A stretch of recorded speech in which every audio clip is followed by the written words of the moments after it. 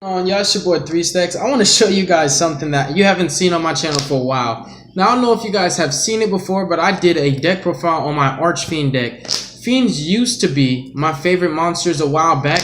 I've had this deck for about 3 years, maybe, no, since 2012. So, no, I'm sorry, 5 years, since 2012. My bad. But anyways, had the deck for a long time, and I just haven't showcased it very much on my channel, but I feel like since we're in link format, what I want to do is showcase you guys a lot of decks that don't need extra decks, and then once the newer link monsters come out and I start picking them up, I'm going to show you guys a bunch of link decks, you know, extra deck, heavy decks, and all that. But right now, I've been showcasing a lot of good contenders that don't need an extra deck, and Archfiends are definitely one of those. Like, they're so heavily focused on the main deck. Like, their win conditions are all in the main deck. Most decks, you know, that are extra deck reliant, their win condition is a boss monster that comes with the extra deck. This deck's boss monsters are all main deck, and it's mainly focused on main deck beaters. It's Archfiends with the twist. It has a lot of classic fiends in it, and we're just gonna hop right into it. It has a lot of spicy stuff. You guys will be surprised.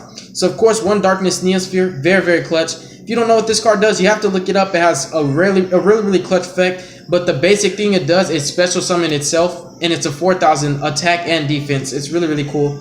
One Gores and Tragodia were incredible. I had 3 copies of Tragodia in my Resonator, Red Dragon Resonator deck. I may put 3 Tragodias in this deck because he's a fiend. He does help you to set up for your Archfiend Palabyrinth, which requires for you to have another fiend and an Archfiend. You can banish that fiend. We'll get into that later. But Tragodia sets you up well for this deck, and he does modulate levels, take control of monsters. But Gores is an incredible hand trap. He's a battle trap, and if you take any battle damage, you can special summon him. I'm sorry, I think it's even just any damage.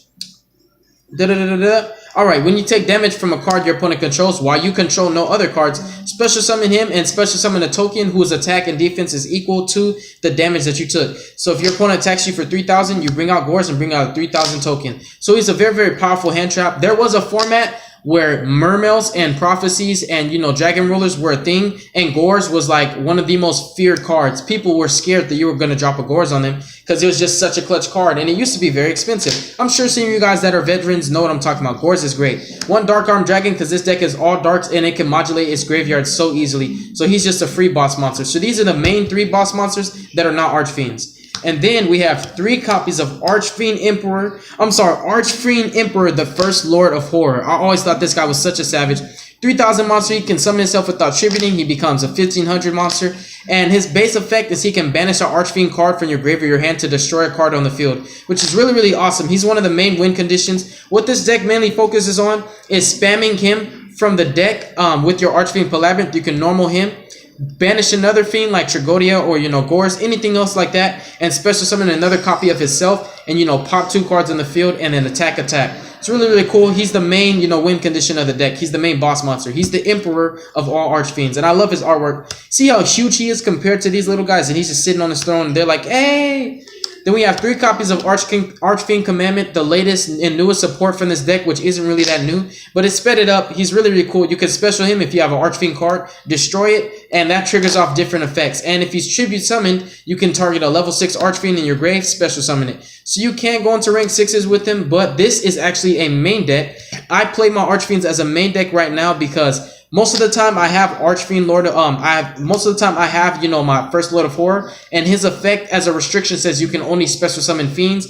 There aren't really any fiend rank 6s, and there aren't too many fiend XYZs except for the, you know, the DDDs and Crazy Box and Mastroke, which, you know, I felt like if I played them on my extra deck, it would literally just be for show. So this is a main deck for now. You guys can build an extra deck to your preference, but I've always played this as a main deck.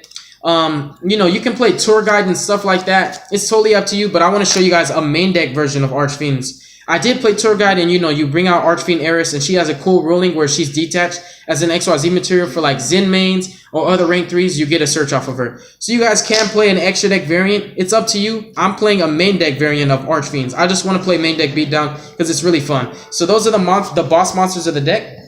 Moving forward to the support, the engine cards, Archfiend Eris.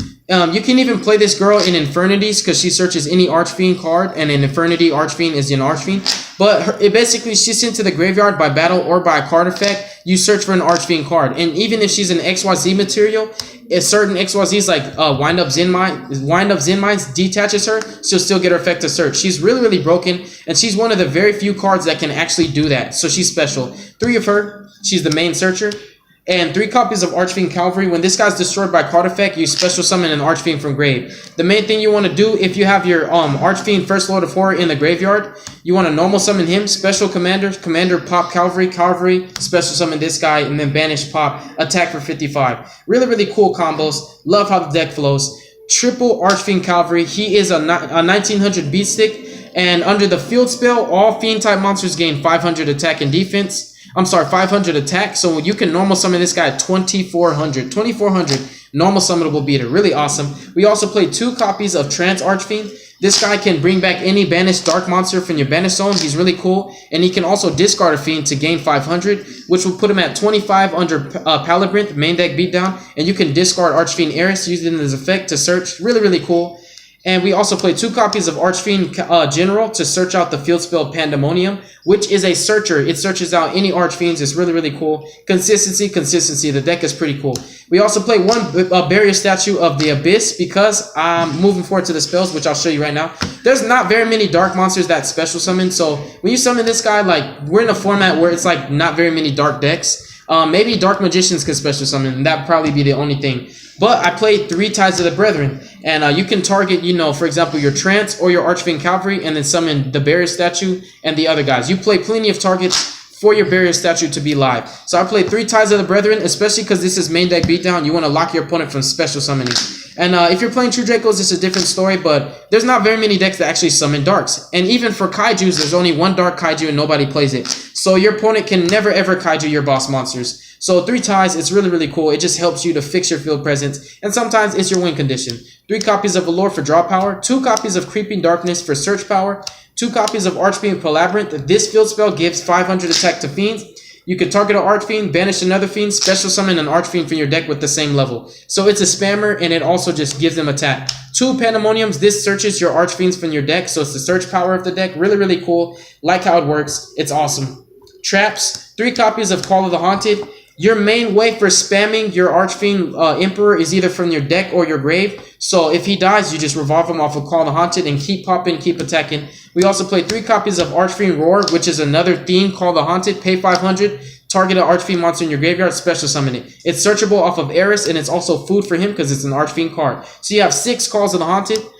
2 of the viruses, I don't have full force, or I would be playing full force. I wanted to play every single virus trap, but unfortunately, I don't have every single virus. But I do play these because they're really broken. And finally, 2 copies of Dark Illusion because targeting is a thing. You know, True Dracos, Zodiacs, and all my monsters are dark. So this is just like a really, really great protective trap. So that sums up my my deck profile. I'm sorry if I was a little quick and expedient with it. These cards are very, very old. So if you played Yu-Gi-Oh long enough, you should know what they do. So I didn't want to over-explain or go too deep into, you know, explanations on why I play what I play. It's just a really, really awesome deck. If you don't know what it does, just look it up. But this is for, you know, some old school Archfiend lovers. God bless you guys. Be safe. Make good choices. Don't hurt your brain cells. And y'all have a wonderful day. Peace.